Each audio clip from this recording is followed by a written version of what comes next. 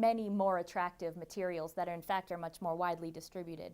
Highly enriched uranium is not a particularly good material for a dirty bomb. A bomb that went off that contained this material would certainly cause fear and possibly panic, but it would not cause a great risk to the population as far as radioactivity.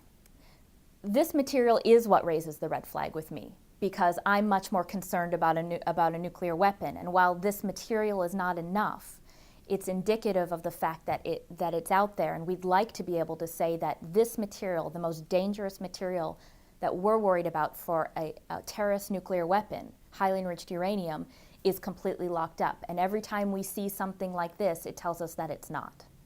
We really don't know how big the whole market is. We know we're seeing the tip of the iceberg, but whether we're seeing half of the problem or we're not even seeing 10% of the problem, we just don't know, and that uncertainty is one of the most frightening things. Well, for this incident in particular, we need to address this particular material and find out where it came from and make sure that that source is cut off.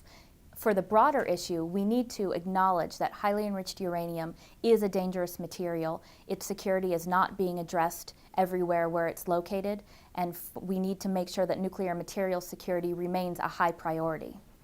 If this is indeed weapons-grade material or highly enriched uranium that's greater than 90% enriched, it's very important when looking at its context for a nuclear explosive device. This material can be used to make a nuclear weapon, although this quantity of material is not nearly enough to make it.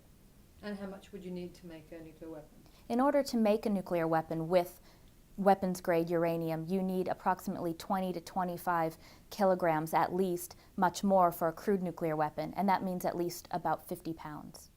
If you distribute highly enriched uranium, it's going to have a residual effect